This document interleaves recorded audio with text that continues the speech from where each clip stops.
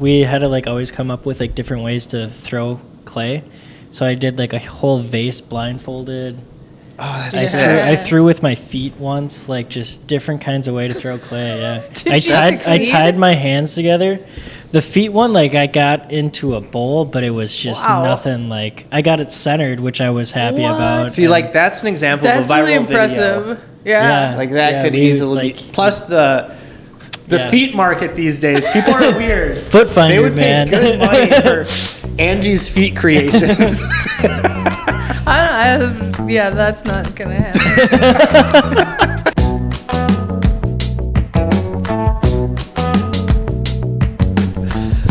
All right, I think we're good. What is going on, guys? Welcome back to another episode of the Pod Gods. My name is Jake Lottrell. I'm a mortgage broker, marketing manager, stuff. Editing, videos, Brady Hall and EXP Realty. We got a special guest. Angie Emerson, who's the owner of Angie My Cleaner or Cleaners? Cleaner. Ow. I met Angie. How did I meet you? I guess just through Nicole, right? You guys wanted to start a podcast, and we kind of Who's Nicole? Nicole is Tom's wife, and Tom is the owner of Edge Home Finance. There you go. Yeah. One of them. One of the owners. And she's my bestie. Yeah. One of them. Yep. So, but yeah, thanks for coming on. I know you kind of told me your story when we were filming your social media commercial about how you got into it, because I was just curious. I was like, okay, how did you seem like a relaxed person, kind of a hippie? Well, my mom was a hippie. Yeah. She's still alive, but yeah, she was hippie town. Once a hippie, always a hippie. She does not like to be called hippie though. No? So. Is that like I used to have a slur friend. for My friend Wilson, we called him in high school. He'd call her. Well, wait, can I not swear? Yeah, you can. He was like, he'd always be like, fucking hippie to my mom when we were in high school. And she let him do it. But if anyone else ever said it, she'd be like, I wasn't a hippie. I didn't do drugs. Like, nah. Yeah. But she's a total hippie. I feel like it's a mindset. It's not, I mean, yeah. Anyways, I thought your story was interesting. And, you're the owner of Angie My Cleaner, a cleaning company in the Twin Cities. I guess, should we just start with origin story? Your childhood. Where'd you grow up? All the drama. What was the family like? Spill the beans. Yeah, let's hear all of it. What was it like living with a hippie? Yeah. My mom was also a psychologist, so that was a mind trip. Yeah. But, I don't know. Like I grew up in, like, St. Louis Park, first tier suburb of Minneapolis. Okay.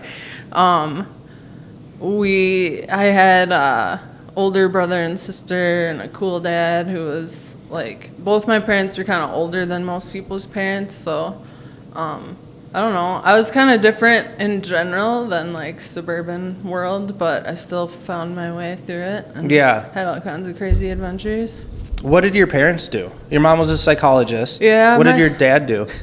Well, my dad. I remember. Yeah. My dad's like, he was, before he met my mom, like a bank robber and a forger, and like he did all kind. He did like living. He did like this cool grain thief thing. Well, go into that. Cool. What then he went back as like a consultant when he met my mom and like tried to like clean up his act. And he went to a lot of the companies he was like stealing from and like got paid a ton of money to like consult. So it's like when hackers are like hacking places and being criminals, and then a company hires them for like their security software and stuff. Is that kind of? I mean, like he would be like, hey, this is how it's done, and here's how you can make your security better, and here's how people can get through without you knowing, and blah blah blah. Which he died when he was 88, and that was in 2020. So like, this was all before he was like met my mom at like early 40s or 40 or something. Yeah, and so that was all like way before current day technology. Oh, interesting. Did he ever get caught? Yeah, he went to prison for 5 years and was in jail a couple times. And when he was a kid, he was in like a boys' place in Texas and saw some really horrible, terrible, violent things with the guards and stuff. Yeah. Wow. How'd your dad turn out though as a father? Was he? He was great when I was little. I mean, to me he was great 100% all the time. Right. And, like, never had any flaws. Like, when he died, even he didn't die he did die when he died, and I didn't die. And you didn't die when he died. Like, she's still alive, you guys. Surprise. I didn't have, like, any regrets. You know how people always say, like, I wish I would have this or that. Like, no, like, resentments or anything. And he was just amazing and smart. I turned red, sorry. That's I match my outfit now with my skin. There you go. But, like, yeah, I just think he was amazing. But, yeah, he probably had flaws. He wasn't exactly, like... He didn't know what to do, like, when I hit puberty. He was kind of like, oh, you're older now. You're like a woman person. I don't know anything about women. Like, so we didn't, like, connect a lot between, like, 13 and, like, 20. So. And you're the youngest? Yep. Okay. Yeah, my brother and sister were, like, 12 and 14 when I was born. Oh, okay. Gotcha. What do they do? My brother's been riding a bike since he was 5, and he has 1 million bikes. Like BMX bikes? Yeah, BMX bikes, road bikes, mountain bikes. Oh. He's, like, a huge part of the Minneapolis, like, biking community. Does he ride with Tom ever? You know, he hasn't, but do you know Christian that used to work here? They know each other, but like, he's like, if you're really into biking in the Twin Cities, it's a lot of people have, like, know him or he's heard one of the him. guys. But, like, he's worked on with Mork or whatever, like, built trails and, like, done all this cool stuff. Like, he even got hired by the courts in, like, Seattle to come out as an expert for, like, a case where someone was suing a trail. Oh, wow. Because they got injured, and he, like, rode this, like, gnarly jump to, like, prove that a skilled person can do it, and he was just being dumb kind of thing. How was school like for you growing up? I was super smart. I got like really good grades, and I tried to pretend like I wasn't smart. I didn't like it because why? You don't want to be hard to be cool when you're super smart. You didn't have that problem. Yeah, no, I was just normally just. See, I was dumb trying to act smart. It was roles reversed, but. I was smart trying to act dumb, yeah. I don't know. I was in, like, advanced things and stuff, and I would, like, I started this thing where I'd make fun of myself so that other people wouldn't. Yeah. Smart, though. Yeah. What were your favorite subjects in school? All of them. Don't say, like, recess. Recess was maybe my least favorite because I had my sister and brother, my parents were all older. I wasn't very socially apt. But I was good at things, so I liked all the classes and all my teachers. And, like, because I was socially inept and because I had a huge imagination, I was, like, a massive liar. Really? One time I told this girl who was, like, really into tornadoes that I was, like, in the middle of a tornado. What? We gotta clip this. We can put it on Reels. I was like, yeah, it's really dark. It's like pitch black. She was like, whoa, like, what happened? I was like, it just set me down. How do you remember that, though? Because it's, like, a big, stupid lie. Yeah. Like, I got caught. You got lying. caught? What? Yeah, she went home and came back the next day and was like, my mom said that's totally couldn't even be true. And I was like, your mom's a fucking liar, bitch. Okay.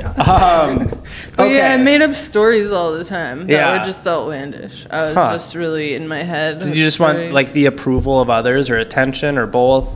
Yeah. And I just made up stories. Like, I wrote stories and... That's cool, though. Yeah, I don't know.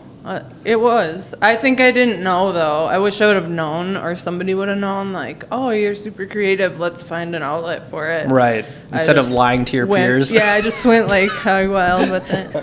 That's awesome.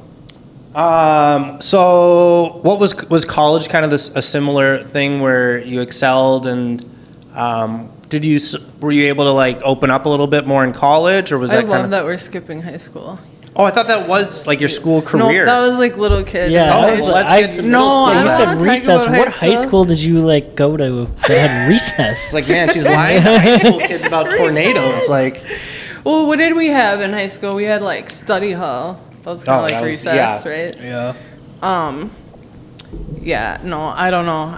I I'm gonna skip over high school. I did great. Well, hold on, wait. What? So college. Yeah. So you own your business now. No.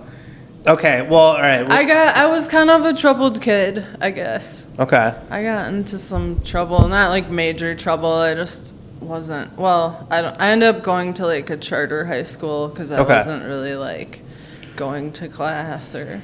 Same thing as me. So like. Didn't you get sent to Texas? Yeah, in 10th grade. Yeah. Yeah. Marine Military Academy. Dang, yeah.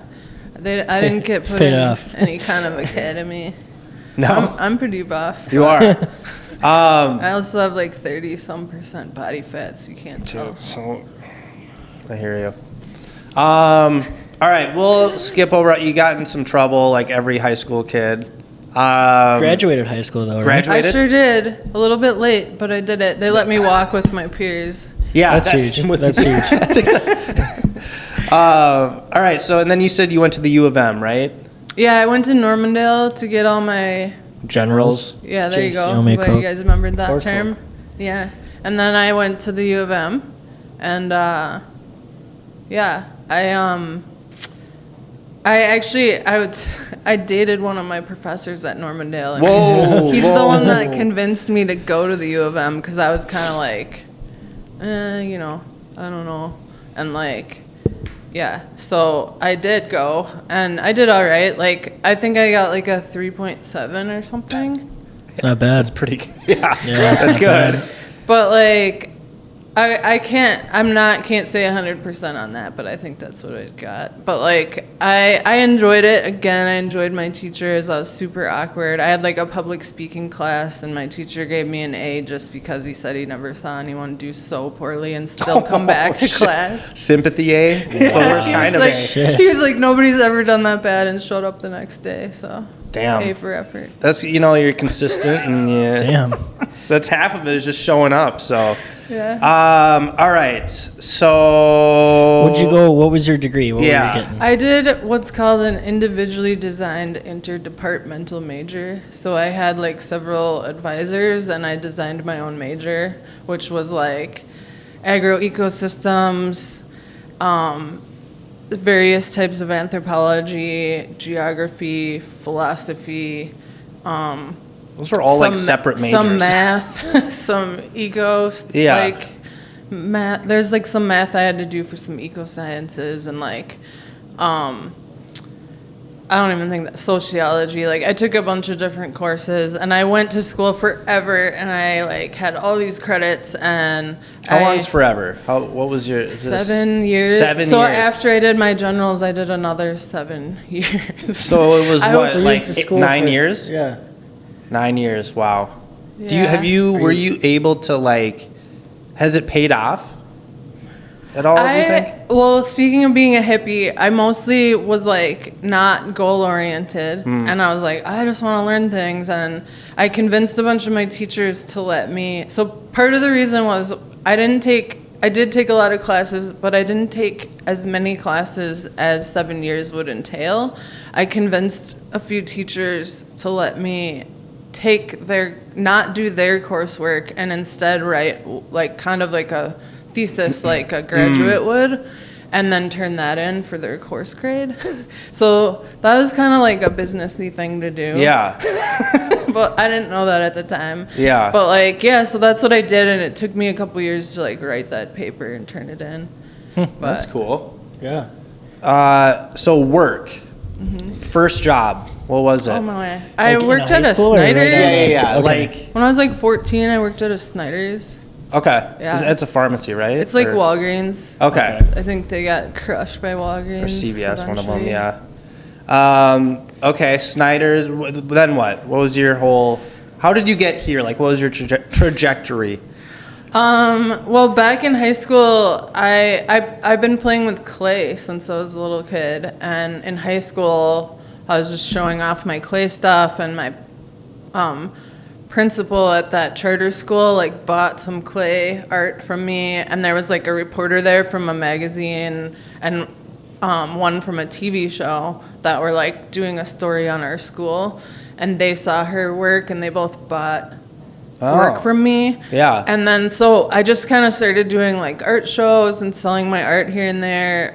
I worked as like an assistant manager at a toy store out of high school, and the owner let me like make custom clay things because they had like a dollhouse miniature area, and so like I would make clay stuff and sell it through that, and it was just like a hobby while I was like dinking around with my life and going to school and whatever. And it's all kind of thrown in there. Yeah. Some festivals and stuff. And then, like, I was kind of like, well, what am I going to do? And I thought maybe I would go to graduate school and become a professor, but I realized I'd have to go where the jobs are. And I was like, well, I don't want to leave Minnesota. My parents are older. I have a nephew and niece that are younger. Like, I just want to be close to my family. And, like, so I had been doing this art thing all my life, and I thought, well, why don't I see if I could do something with that? And I thought I was working with polymer clay, and I thought, well, nobody cares about polymer clay. Yeah, there's different kinds of clay. What's polymer? So there's like earth clay, which is what maybe I mean nowadays more people might know what polymer clay is, but like regular clay that you think of is like the stuff you throw in a kiln and fire and make pots out of. That's like kiln fire clay or earth clay. And then polymer clay is like a man-made clay that comes in all these different bright colors. You cook it in a regular oven. It's way less old than earth-based clay, but like I think it started out as like Bakelite was the first sort of version of polymer clay. Okay, like the kids? Yeah. Bakelite? Yeah. Okay. So, like, eventually, you know, it turned into this thing, and now it's actually kind of a way bigger market for it than there ever was, especially since COVID and stuff. But I thought at the time, like, oh, nobody's going to take me seriously. It's like a craft thing. So I went to go try to learn kiln fire clay more. And I was like, hey, all these artists are teaching kiln fire clay classes, and that's like a big part of their business. So I was like, why don't I just teach polymer clay? So I turned around and like started a business teaching polymer clay workshops, like birthday parties, Girl Scout badge workshops, whatever, to start out. And then what happened, I thought it was going to be all children based, but like the parents would come in and be like, we want to come back and do this, or I'm going to have my workmates and I do this, or whatever. Yeah. So it kind of grew into like also doing corporate team building events, and then during COVID I did YouTube a little bit, started that, and some TikTok, and I'm now trying to pick that up again. But like I was doing that. I got this sweet studio a few years in, and it was pretty expensive. I still have it today, but like I was like, how am I gonna pay for this? Like, my clients aren't recurring. It's all like one-off stuff. I don't really know how to market. Like, what am I doing? So then I was like, well, I don't want to stop because I love it. So I had been working at a coffee shop.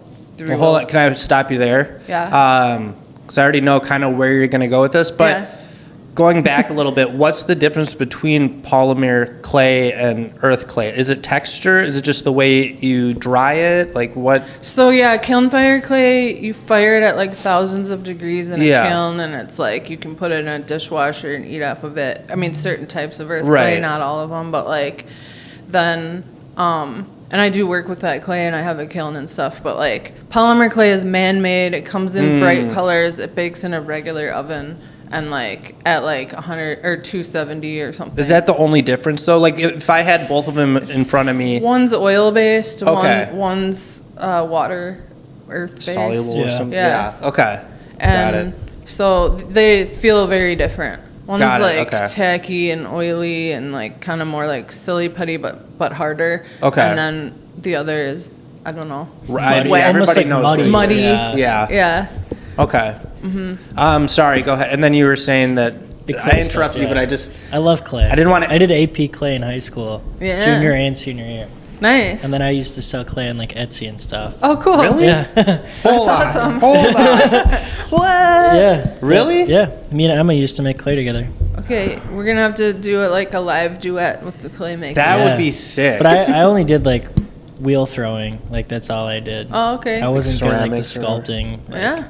Yeah, no, like half my decorations in my apartment are like my own clay pieces. What? Oh, that's so cool. Yeah. Do you still do it ever, or is that kind of... Where? I don't have a wheel or anything. Man. I live in a 1-bedroom apartment. You could come to my studio. I might have to.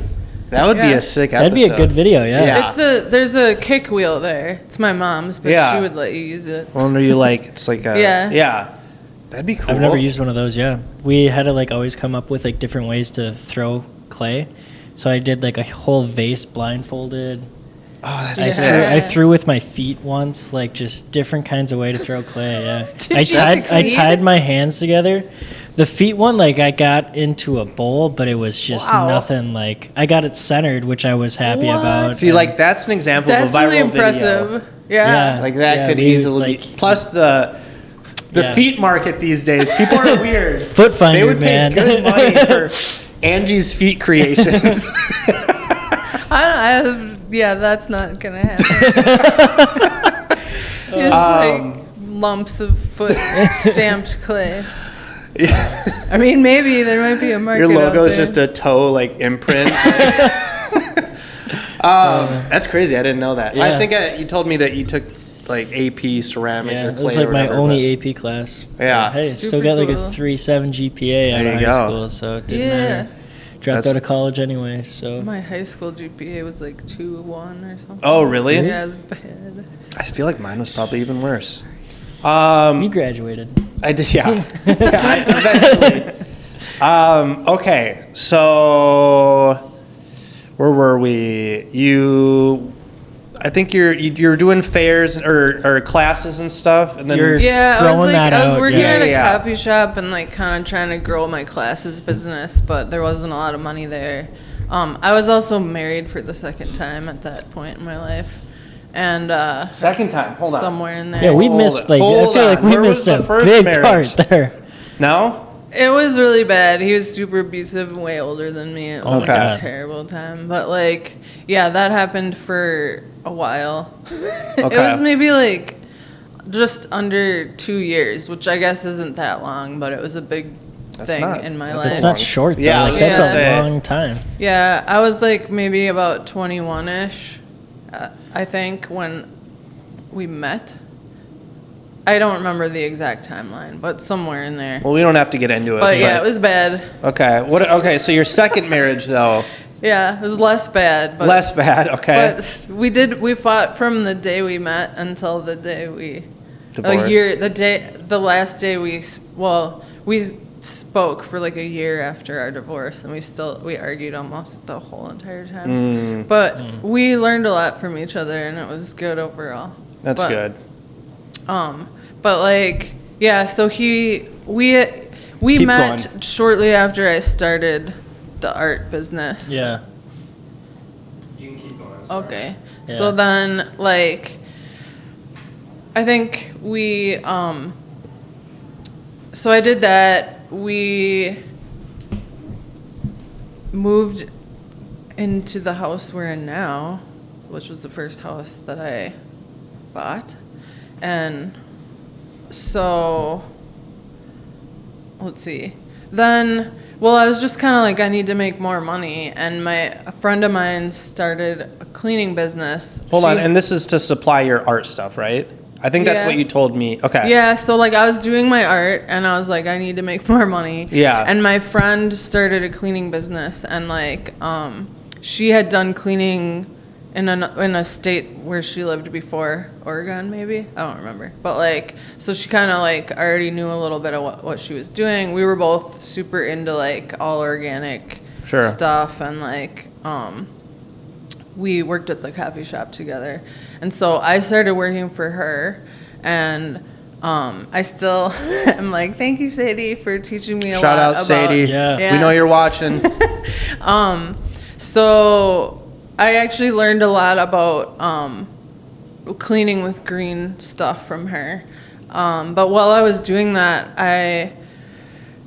I'm trying to think of how the actual transition worked. I feel like it was she wasn't really growing and wasn't really trying to grow on purpose. How many employees does she have? Well, when I worked with her, I think I was the only one. Sometimes she maybe had like 2 or 3, like her brother helped her, and she stuff. had like 1 or 2 other people sometimes, and her mom, and like, so she was just kind of trying to keep up with demand, because when you're really good at cleaning, it's easy Word to spreads get fast. word of mouth. But then she didn't really, I mean, I don't want to talk about her without her around, but like, I think she would also say like she wasn't really business minded, like she wasn't kind of actively trying to like grow learn a business. the business side. She was just trying to sustain. do something for herself. And, so I think it just got old eventually. Like, it's a lot of hard work. She was cleaning all the time, whatever. But I wanted more hours because I wanted more money. So I was like, hey, do you care if I go and like work at this other place where I could get 5 days a week and whatever? And I went there for 2 months, and the woman that owned that place was terrible at business. Why? What do you mean? She didn't train anybody. Okay. She didn't like, we didn't know each other. Like I never met another cleaner. Maybe once I ran into him like picking up a check or something. And then she didn't do any like official bidding. She would just let people decide how many hours it was going to take. Oh. And then book it. So there wasn't like a seniority of like, hey, there was no trainer. I said that. So so I come in. Thankfully, I was trained. Like, I knew how to clean, and her equipment was not good. So I brought my own. I was like, I'm gonna bring stuff I can actually clean with, you know? Right. And then she wouldn't pay. She paid like contractor pay, but also expected you to work like an employee. What does that mean? Like, the difference between a contractor and an employee is contractor technically works for themselves. They should be insured themselves, and like they dictate their schedule. So there can be some legal issue with that in the cleaning world. I think a lot of small cleaning companies do that because it costs less money. You can pay I'm going to pay you $15 an hour. Okay, that's what I'm paying you. The end. You figure out your own taxes because you work for yourself. Yeah. But I think a lot of cleaners don't even know the difference. They're just like, sweet, a bigger check, nothing out of it. And then they can get in trouble sometimes when they're like, oh, I didn't know I was supposed to like claim all of this. Right. Anyways, but she would short my checks all the time. And I'm sure I wasn't the only one if she did it to me. Right. But like, so I only worked there 2 months, which was like 8 checks or 4. I don't remember if it was every week or every 2 weeks, but whatever. It was every single time I was like, this isn't right. Yeah. And so like, I just didn't feel supported. And like when you're not bidding correctly, I'd be walking into houses where like either there'd be someone that was kind of like predator-esque and scary, or they would have like this massively like a house that we shouldn't even go in because of like biohazards type dirty, and they would think that we could clean this whole thing in like 3 hours. And I'd be like, I would call her right away, which I think was unusual for her to have someone that would like be like, hey, this doesn't make any sense. You never like, warned me that I should have brought a hazmat. So like, I told her I'm gonna try to do this on my own, and she was like, oh, are you sure? It's really, really hard, and like she was trying to like talk you out of it, talk me out of it. And I was like, well, like if I were to reverse roles, if I was her, I would have been like, hey, why don't I pay you more and you be a manager trainer? You know? I mean, that would have been the smart move. But she didn't do that. She was just kind of like, she's like, well, how about you work for me until you get enough clients and then you can transition out. But what ended up happening was she freaked out because I think I told someone that I was like going to leave, and they told her they wanted to come with me. And then she was like, oh, you better not tell anyone. And I was like, oh, yeah, that's probably a good idea. I won't. I said, I'll tell people I'm leaving to just grow my art business. Yeah. And she was like, okay.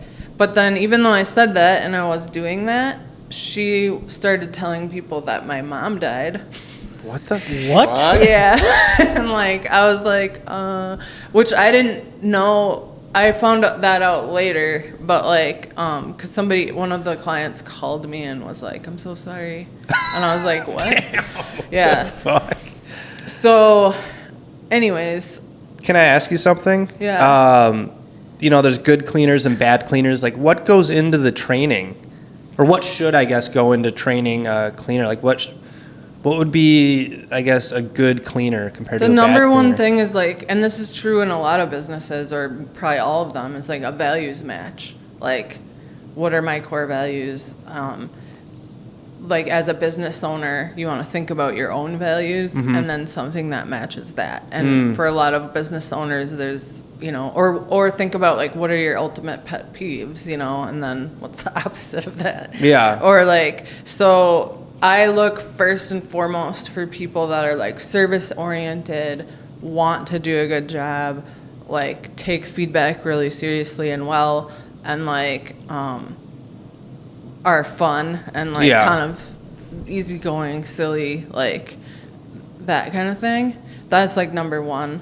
And then sometimes we'll find that, but then they're just not going to be a good cleaner, and that's too bad. But like if we find that, it's always like, okay, let's see if you can be a good cleaner. Yeah. But then we also do fairly extensive training. Like we have a series of videos, and then we do like watch and do and review and all of that. Oh, that's good. So they're all, like you said, they're vetted. Like you make sure that, because they're representing you and your company in the end. So it's, and I'm sure you said a lot of it's referral based. So you definitely, and you clean, how many homes would you say a month? Like over 300. Yeah. That's insane. With how many employees? We have like 12 or 13 right now, I That's think. wild. Something like that. Yeah. So, and we're constantly growing probably too. Yeah. We do 2 interviews a week, and we sometimes bring 1 to 3 people into training after that week, but we don't always. It just depends. And then we also let's see. So if we like someone, we'll invite them to our team meeting as their like second interview. Yeah. And that's kind of like vibe check. Yeah. And then we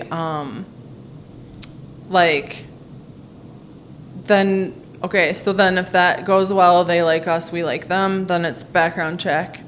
If that goes well, then we go into third phase of interview, which is training. So they are paid, but it's like they're paid minimum wage, and they're paid, as long as it takes them up to like usually 5 days, sometimes a little longer for like full training course. And that's like going out with a trainer and like watching them, learning our products and how we use them, and like. And a lot of it's like organic, right? The products. All of it's organic and non-toxic, yeah. Oh, that's awesome. Yeah. I know that's big for a lot of people these days with like organic food and diet and cleaning supplies and laundry detergent and. I have autoimmune diseases, so like chemicals and perfumes and all that stuff's really hard for me. Yeah. So that's part of the reason too, is like it's like nice for the cleaners who are using it every day that they're not just like killing their respiratory system. Oh my gosh. I remember I worked at a screen printing shop when I was like 19, and there's like the harshest chemicals to get the ink out of, say you made a mistake, to get the ink out of the fabric, you to use this like... Dude, what haven't you done? it was just breathing in fumes and all this stuff all day. I'm thinking like, man, I probably killed so many brain cells. Oh no. It's crazy. That's what it's from. Yeah. Okay. It's the ink. Screen printing. Yeah. What's where do you guys where's your location? Like where do you guys mostly clean houses at? Well, we kind of service the whole Twin Cities metro area. Okay. But our rule of thumb is, so we do our team meetings primarily out of my art studio in Northeast Minneapolis right now. We may grow out of that at some point soon, but that we go 30 minutes from that location is kind of our rule of thumb. Sometimes we'll go a little further for like a move in, move out, or one-time clean. Do you have contracts with like apartments, or is this just homeowners? A few. Okay. We're discussing expanding into more commercial. We do some light commercial, but not very much. It's not even like 10% of our business.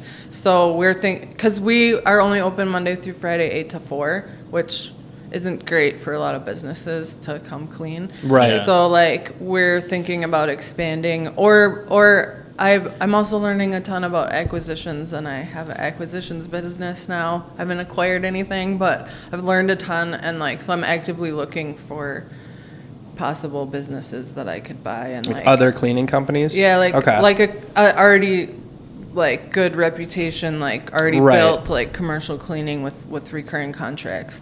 So instead of me building from the ground up again, just add on. Yeah. So how big do you plan on growing?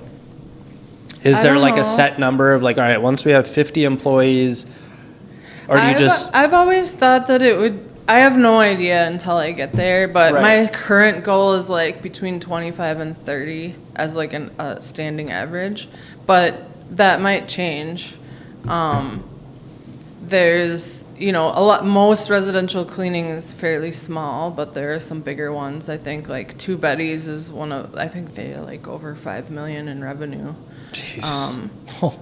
Yeah, so, and she's an artist too. I don't know, there's more than one owner, but the one who's kind of the face of the business, I've researched her because I'm like, maybe I could buy that big kahuna. Have you connected with her at all? No, I tried to, but I think I sent a handwritten letter to the wrong address. So some random other person got a letter about it, but... honey, this random lady wants to buy our pet shop. That's so weird.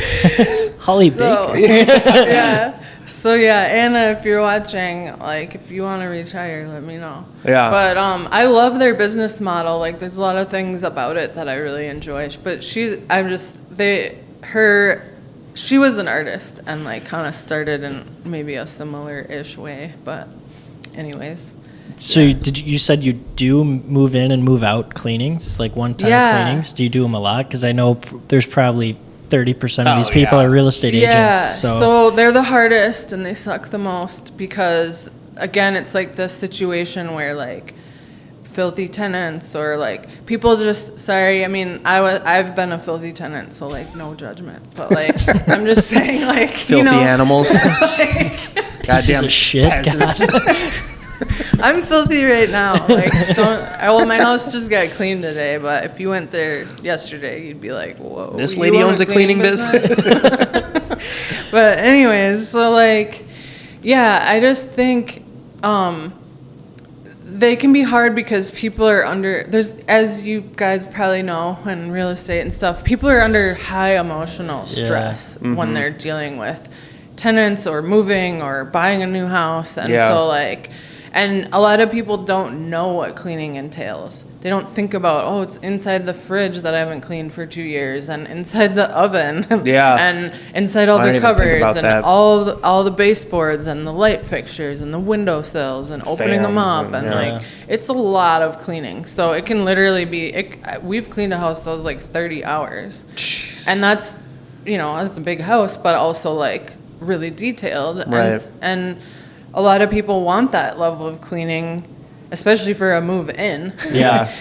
For a move out, sometimes they're like, well, just clean it enough for just photos. Make it look nice. Yeah, and like walkthroughs. But when somebody's moving in, they're like, yeah, we want it like super clean. We want this to be a brand new house. Like, yeah.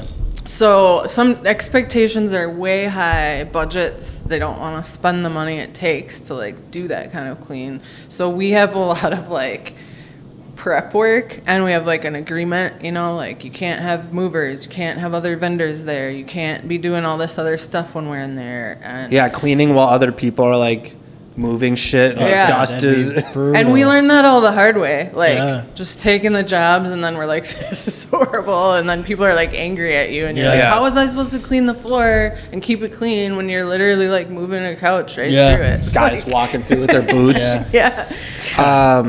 You know what they say, can't spell millionaire without L's.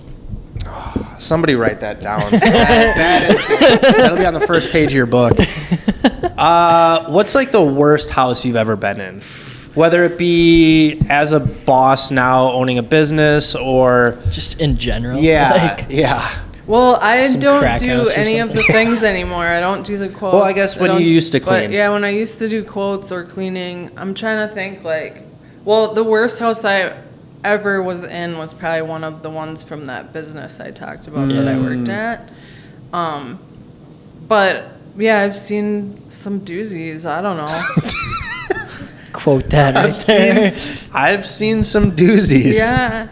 What? Yeah, stuff like, animals and feces and old throw up and. Have you ever had to deal with? Have you ever seen the hoarding I haven't show? watched it, but I know it exists. Have you ever had to deal with anything like that? Well, we don't. Early on, I took a couple jobs, but what happens is the people that we worked with were super awesome and nice and we love them, but they're very into their stuff and how it is and and then there's no surface, there's nothing you can really clean, and so for us, we weren't working with hoarders who were in that phase of we're ready to move on from this. It was we just need you to clean around and be real particular. Yeah. So we were okay, we don't do this, so now we just refer. If that comes through, we have people we refer to that will help. That other company. Yeah. Oh my gosh. That woman of that owner of that company called me a couple years after. She actually kept tabs on me for a while, but she was "How's your mother?" She left me a message and was "You need to clean this friend of mine's house. It's 18,000 square feet, and it has to be you." And I'm I'm a few years into running my business. I'm not gonna come clean your friend's house. Drop everything. For you. 18,000 or 1,800? Yeah, I was what is? That's their house, That's a compound. Yeah. I know. I don't know what she left me a message. I kept it for a year, and me and my boyfriend would listen to it sometimes and cry laughing. But all right, so you're dating. You have a boyfriend now. Yeah, he's amazing. What does he do? Shout out to him. Best What does he do? Ryan is my sweetie. What's up, Ryan? Hi, Ryan. Love you. He's a real estate agent. He's done it for a long, long time. He's super baller, and he's helped a lot of people make a lot of money. He's good at baller. finding the deals for rental properties. Who does he work for? He works for Renters Warehouse right now. Okay. Yeah, and he's worked for Keller Williams a long time ago, I think, and maybe another place. Okay. I don't remember, but he loves Renters Warehouse for a lot of reasons, but I would have never guessed Renters Warehouse is what you were gonna say. It's a good way to also find really good deals because you're constantly meeting people who own rental properties, and some of them want to get out, and sometimes they have a totally paid off house, or they're in a bind and they just want to get it gone, or so it's really helpful to him to find those kind of deals, and then he has a network of people that are looking, and sometimes he's looking. That's cool. Yeah, that's pretty awesome. Yeah, real estate investments, it's pay off future. big time. Yeah, it's the future. It's been the future, man. Yeah, You're just is living the in future. Past. Okay. So on top of your cleaning company, you are wanting to purchase other cleaning companies. Is it just other cleaning companies, or are you looking for other business? Just buy Edge. Yeah. Oh yeah. Imagine. I don't know. I'd have to learn a couple things about mortgages. Probably. Yeah. I'm looking, for things in the range of probably $1 million to way top end, $7 million revenue. So pretty small. I'm guessing Edge probably does more than that in revenue. Yeah. By I a got a lot. feeling just a little. So, Over something $1 I billion could right actually now. get into and manage with the skill set that I have. Right. So that's what I'm looking at. Yeah, residential, commercial, even I'm debating whether I want to just build from the ground up things like carpet cleaning and window cleaning, or purchase a whole umbrella that. of cleaning. Yeah, especially for cool. move-in, move-outs, that can be really, or power washing, Yeah, that's huge. Yo, yeah, those are so fun to watch too Oh, on God, Instagram. The Yeah. oddly satisfying, just man. So want to like expand that way, just kind of do all the kinds of home service cleaning, maybe expand into like recurring sort of light commercial offices like this, not like, you know, special medical equipment cleaning, right? Or like, you know, stuff like that. Yeah. But, you know, things that are similar to residential enough, or like maybe you need like floor cleaning machines or that kind of thing, but nothing too crazy. Nothing where you need like licenses to like deal with bloodborne pathogens, that kind of stuff. Some organic lemon should get that out. Okay, you mentioned that you listened to it was either you read books or listened to podcasts when you were working for that other lady, and you're like, I got to get the fuck out of here. What were either those books or podcasts you listened to that kind of sparked that motivation? Yeah, so, well, I was listening to, like, books like, I found this podcast, which is very aptly named, called Grow My Cleaning Company. Okay. So, you know, you type that in and you'll find it. The coach's name is Mike Campion. He's Shout out Mike. Super charismatic guy, like knows a lot. He's built and sold like several companies, and one of them was commercial cleaning. And so like I actually learned from, I mean, he teaches residential too, but like he knew commercial intimately from doing that. So so I learned a ton about commercial cleaning, even though I was been doing residential the whole time. I'm sure there's some like I don't even know what the word I'm looking for. Like there's some between commercial and residential. I'm sure there's some crossover, right? For sure. Similarities. Yeah. Is that the word? Crossover. Similarities? Yeah, tons crossover. Tons of that, yeah. We playing basketball? Some interceptions. Sports.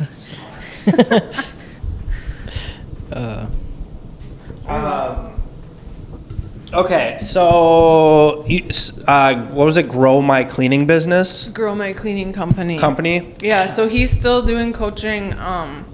I did like 2 different coaching programs with him. I learned a ton. I will say though, it like not that. I mean, if you own a cleaning company and you want to learn stuff, like go do his coaching, listen to his stuff for free, whatever. You'll learn a lot. But like at a certain point, I got introduced to this other coaching program about acquisitions, and it like brought my mindset to this like way other level with my business. So now that got me to the place of like moving out of any of my jobs except for strategic growth kind of. Yeah. So that's been amazing and fun. I know with owning a business and being a boss, you have to have some sort of delegating skill set. Are you able? Yeah. I'm a good delegator. I'm okay. not a micromanager. Okay. I am a control freak about certain things, but I'm very much like what I do is kind of like free. Here's the rules, and the rules are very much values based. You know, like be honest, be real. Yeah. Like have fun. Like, you know,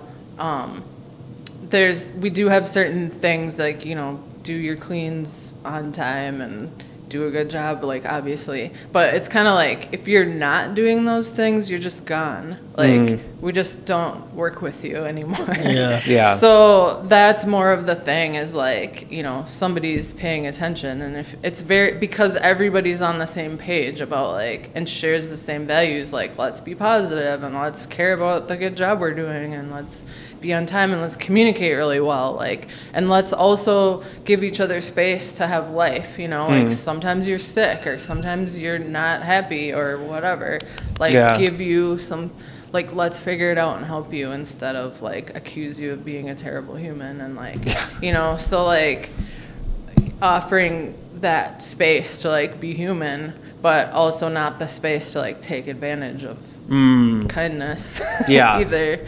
So I don't know what your question was anymore, but That was so long ago. It was. Where's your art business now? Well, I'm currently not really actively seeking teaching jobs, although I do sometimes do library programming, which they get like state grant money out in like rural libraries, which is fun. I drive a couple hours away and work with these kids, and the libraries are like the happening thing for kids in these rural towns. Yeah, it's like in like smaller towns. Yeah, yeah, dude, come live with me for libraries. a weekend, yeah. Where do you live? I used to live in like Orac, like north of Big Lake. Okay, yeah, that's probably a small town. I don't know it. Libraries are sick though. The older I get, the more I appreciate them. But like, I was never like, hey, let's hit the library this weekend kind of guy. But yeah, no, I can't say we did that either. Yeah. Maybe when I was like 5, 6. Oh yeah. Yeah. That was the place to go. Yeah. Blockbuster. 16, it's like, let's go to the lake. Oh yeah. Yeah. Definitely no teenagers there. Yeah. I'm usually working with like 6 to like 12-year-olds. Yeah. 12's even getting up there. Yeah. But Fucking nerds. I'm just kidding. if you're a kid watching this, don't listen to them. First of all, what are you doing? Yeah. That's funny. Okay. I I want to list a bunch of other books I've read. Yeah. Go. Like, I love Traction and Clockwork. Those are really good books. What else did I just read? I'm reading what that Grant Cardone guy, who is a little bit, not everybody loves him. But that Be Obsessed or Be Average. I like that book. Well, see, now that I said I want to do that, I can only remember 3 books. But I've read tons of books, and they've all been so awesome. Maybe I can give you some book things that you can post on this podcast afterward. What's where does this hard work and this drive come from?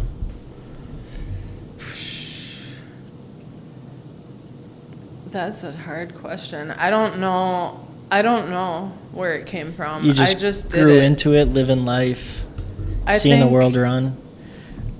I think I used to be very idealistic, and I thought I was kind of raised by anarchist-minded people, and I thought that there was some possibility of this utopian world where we would all just be getting along, and I was kind of anti-capitalism, and I remember like working at this coffee shop and being like, you make all the money and I do all the work, you know? Like, and somewhere in there, like, I worked at this coffee shop that the guy who owned it, like, his kids worked there with us, and like I met his wife, and I started to pay attention to like what he was doing and get interested in it and started asking him all these questions, and that was kind of maybe like a little bit of a shift for me of like, hey, you know, what is this? And also in college with all the studying I was doing, I got to a point where I like learned so much about how crappy the world is, honestly, that I was like,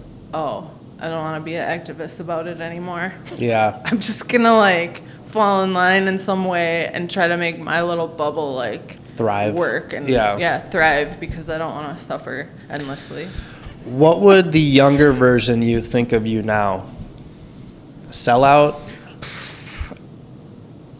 Probably not. I don't think the younger version of me would even notice me. I wouldn't even be on the radar. Like if somebody forced me to look at my future self, I'd probably be like, why are you so fat?